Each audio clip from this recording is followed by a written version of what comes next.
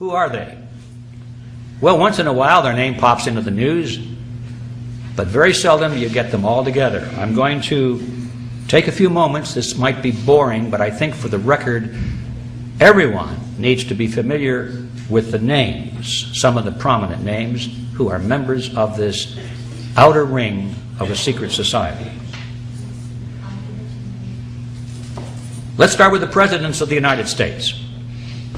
Herbert Hoover, Dwight Eisenhower, Richard Nixon, Gerald Ford, James Carter, George Bush Sr., and William Clinton. JFK once said that he was a member of the CFR, but nowhere can you find him on the membership rolls. So I guess he was a wannabe, but didn't quite make it in. But he actually said that he thought he was a member.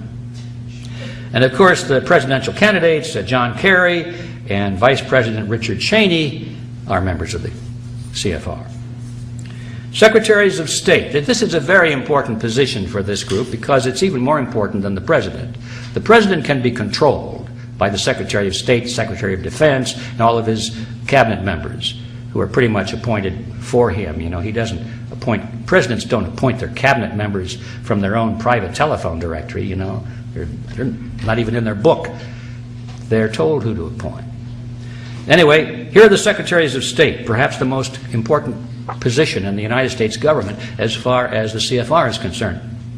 Dean Rusk, Robert Lansing, Frank Kellogg, Henry Stimson, Cordell Hull, E.R. Stettinius, George Marshall, Dean Acheson, John Foster Dulles, Christian Herter, Dean Rusk, William Rogers, Henry Kissinger, Cyrus Vance, Edmund Muskie, Alexander Haig, George Shultz, James Baker, Lawrence Eagleburger, Warren Christopher, William Richardson, Madeleine Albright, Colin Powell, and of course, Condoleezza Rice. Did we leave anybody out? I don't think so.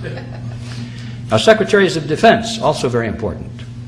James Forrestal, George Marshall, Charles Wilson, Neil McElroy, Robert McNamara, Melvin Laird, Elliot Richardson, James Schlesinger, Harold Brown, Caspar Weinberger, Frank Colucci, Richard Cheney, Les Aspin, William Perry, William Cohen, and Donald Rumsfeld. Directors of the CIA, pretty important. Walter Smith, William Colby, Richard Helms, Allen Dulles, John McCone, James Schlesinger, George Bush Sr., Stansfield Turner, William Casey, William Webster, Robert Gates, James Woolsey, John Deutsch, William Studeman, George Tenet, Porter Goss, and Michael Hayden. Now, some better-known corporations with CFR members at the board of directors or chief executive levels, where they dominate these huge corporations. It's quite a list. I had to trim this down, believe it or not. Here are just a few. Atlantic Richfield Oil Company, AT&T, Avon Products, Bechtel Construction Group, Boeing Company, Bristol Myers Squibb, Chevron, Coca-Cola and Pepsi-Cola, Consolidated Edison of New York, Exxon, Dow Chemical, DuPont Chemical, Eastman Kodak, Enron, Estee Lauder, Ford Motor, General Electric, General Foods, Hewlett-Packard, Hughes Aircraft, IBM, International Paper, Johnson & Johnson, Levi Strauss & Company, Lockheed Aerospace, Lucent Technologies, Mobil Oil, Monsanto, Northrop, Pacific Gas and Electric, Phillips Petroleum, Procter & Gamble, Quaker Oats, SBC Yahoo, Shell Oil, SmithKline Beecham Pharmaceuticals, Sprint Corporation, Texaco, Santa Fe Southern Pacific Railroad, Teledyne, TRW, Southern California Edison, Unicol, United Technologies, Verizon Communications, Warner Lambert, Weyerhaeuser, and Xerox, to mention just a few. Now, in the media, also very important in controlling the thinking processes of the American people.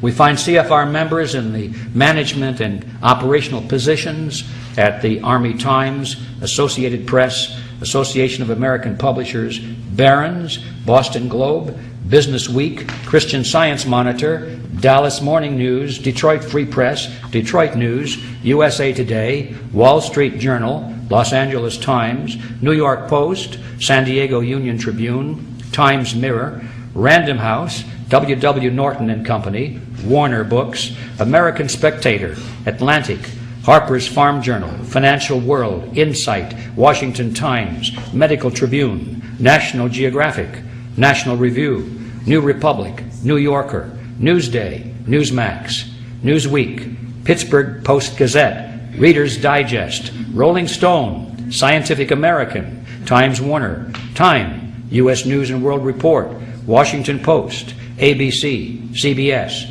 CNN, NBC, PBS, RCA, the Walt Disney Company, and of course, Rupert Murdoch.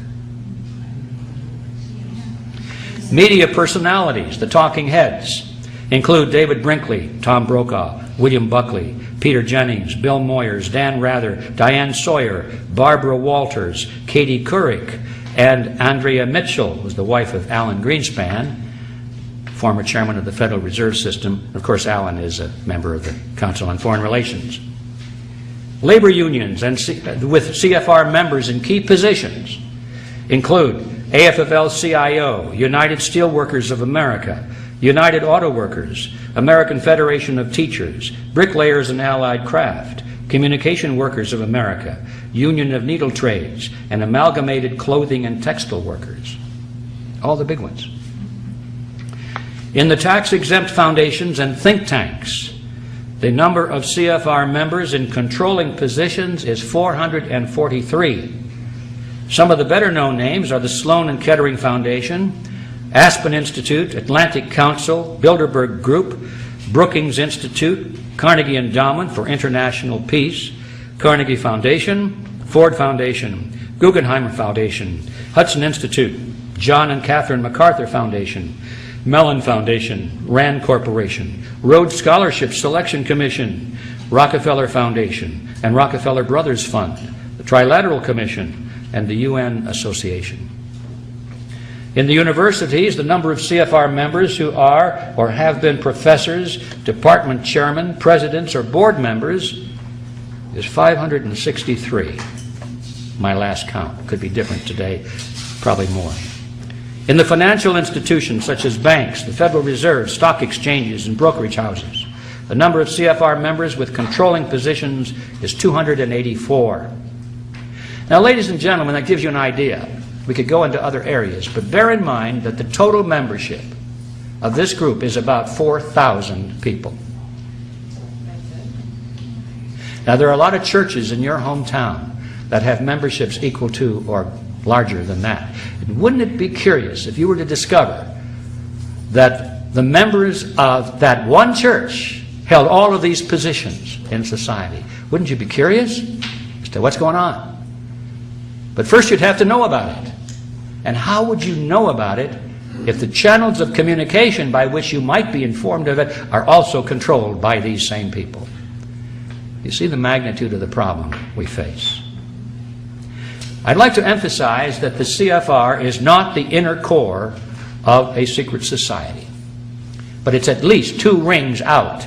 Now, what does that mean? That means that most of those people in the CFR are not aware of the history I'm giving you today. They have no inkling of it. Probably if they did know it, they'd be impressed. They wouldn't be shocked because, boy, we're on the inside of a very powerful group.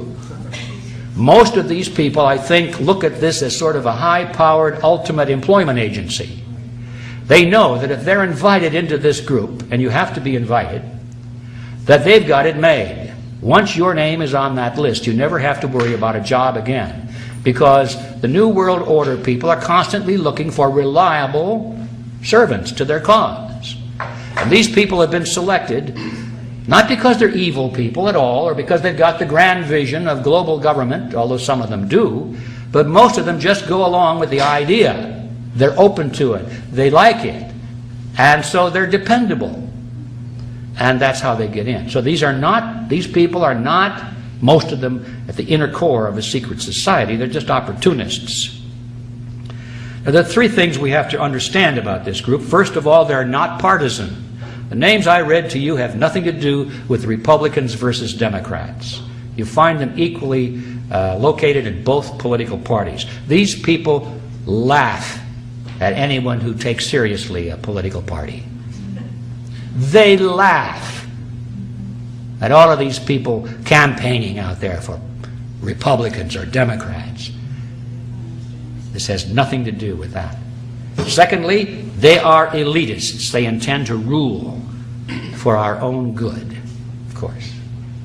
And thirdly, the method by which they intend to rule is called democracy. We're back to that word. Democracy. They want democracy.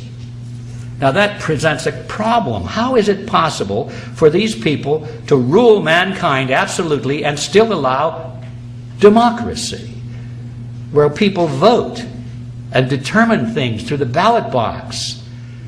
There's no problem with that in their book. All they have to do, they say, is just control the elections. Allow people to vote so long as they don't vote for anything significant. We'll make all the important decisions and let them vote for the unimportant things so they get the sensation of participating in their own political destiny. They'll be happy. Just keep them out of the way. Let them have their fun and games. Let them have their bumper stickers and their straw hats. Let them go to the conventions and let them fight with each other out there. Candidate against candidate, but we own them all, so what difference does it make? You see? You're getting the picture. Now, Quigley himself described this in very approving terms. He likes that idea. In his book, this is what he says. This is in, I've forgotten which book it is now, but it's right. Let's see, it's probably the big thick one. Here's what he said.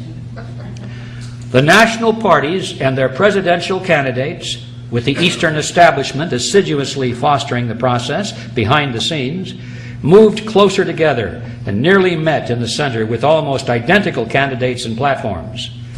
Although the process was concealed as much as possible by the revival of obsolescent or meaningless war cries and slogans, often going back to the Civil War.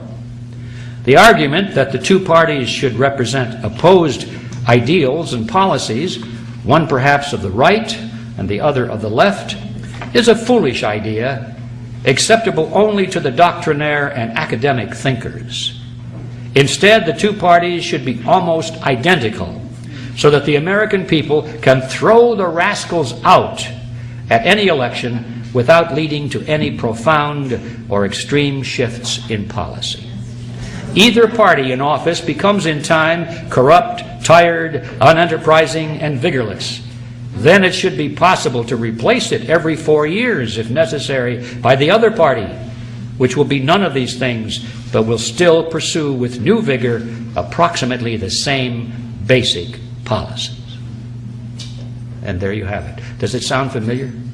Yes.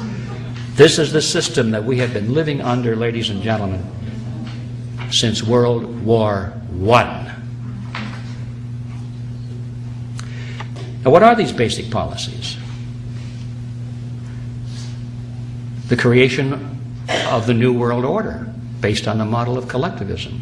That's it. Everything else is secondary. You can have fiscal responsibility, you can have wars, no wars, as long as you're moving constantly in that same direction. That's the same basic policy that they demand from all candidates and the two major political parties.